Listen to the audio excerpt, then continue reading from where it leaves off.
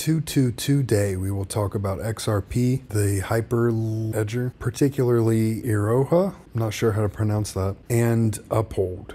And I'll also begin to touch on the instant payments update from Uphold that involves XRP and how all of this can tie back into tokenized deposit-backed stablecoins. I have had this in my notes for a while now, and I wasn't quite sure how to include this, but if you go on Uphold, they are offering a product that are called baskets, and it has it for a variety of categories. However, they have one called the Big Three, which includes Bitcoin, ETH, and XRP.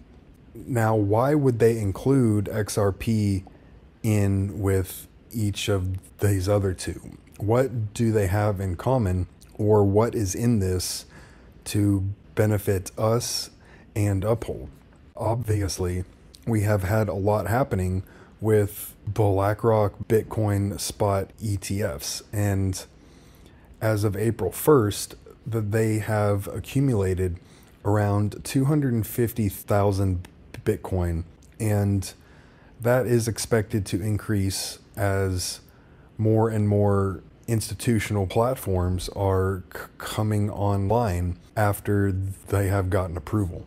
And we have also had talk about Ethereum ETFs as well, which I'm not particularly excited about that because I can't stand ETH. However, it will help the crypto market and the crypto economy overall. And we have seen some things that can connect back into XRP ETFs incoming. And in January of 2024, we had an announcement that Ripple was hiring a senior manager for XRP ETF initiatives. So now we get back into Uphold a bit more, and as I have explained a few times in the past, the ties between Ripple and Uphold are deep. They go back to the exact same highly connected individuals all of the way back to 2018. So on April 4th of 2024, Uphold came out and publicly announced that if you reside in the US and your bank works with FedNow or RTP, you can instantly withdraw your XRP to USD on Uphold. So that is seen more on their site here, and it explains what the options are and how much it costs. Here it is comparing it to an ACH, which can take up to 5 days, whereas the FedNow or RTP transfers are effectively instantaneous. And all of this ties back into FedNow and the connections that Ripple has into the instant payments infrastructure.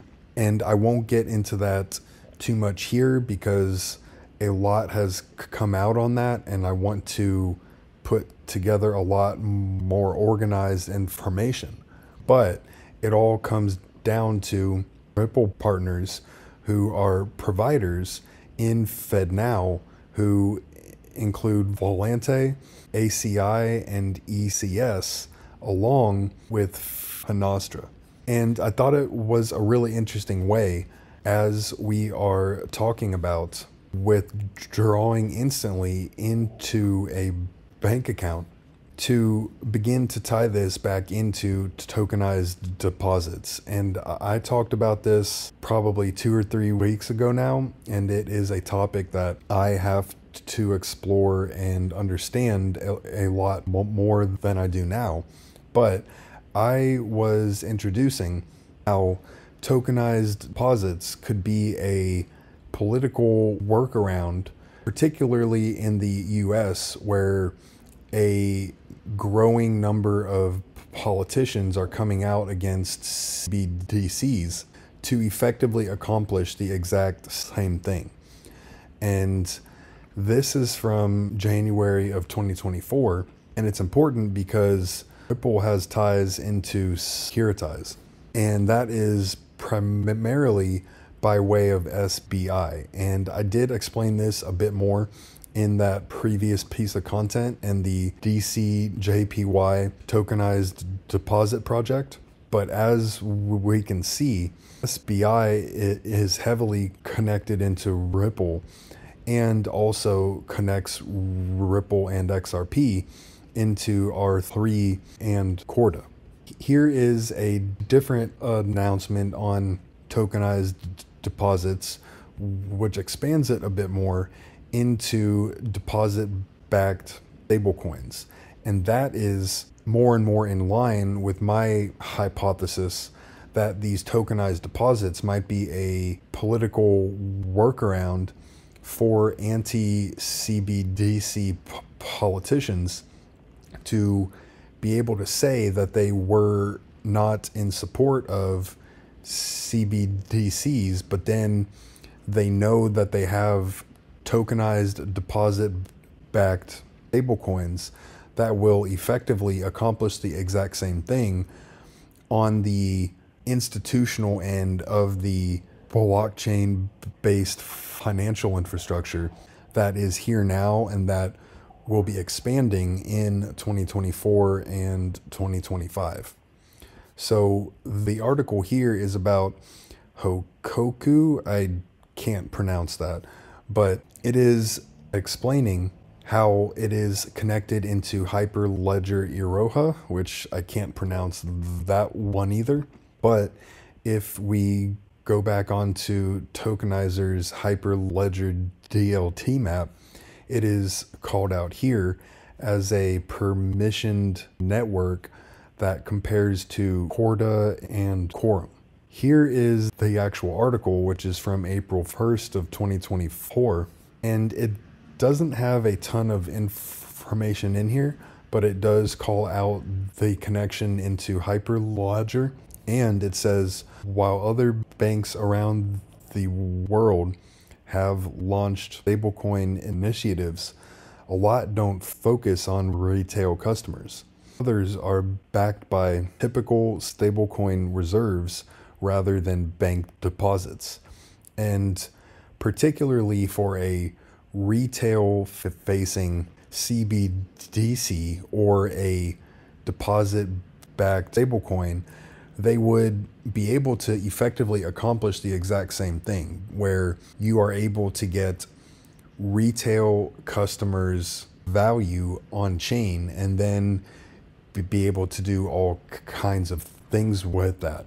And then at the end here, it calls out the DCJPY deposit token initiative that plans to go live in Q2. And to just call out how Ripple is involved with Securitize, where this tokenized deposit settlement came from, in this article from June of 2021, we are able to see that Ripple was an investor in Securitize.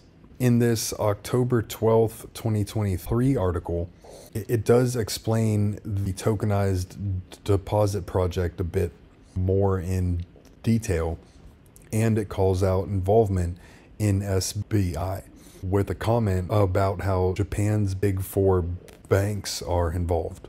Here it explains how commercial banks can issue stablecoins backed by deposits, and trust banks can hold reserves on behalf of third-party stablecoin issuers. In contrast, DCJPY creates a network of interoperable tokenized deposits, which would increase the efficiency of processes and the entire financial system because of smart contracts. And it also enables businesses to utilize all data on chain. So when we are talking about contracts, and how our article here called out involvement in Hyperledger Iroha, we also have seen how the Stellar protocol itself has expanded into essentially operating as that smart contract enabled IBM Hyperledger platform, which includes XLM because it is the bridge asset of the Stellar protocol.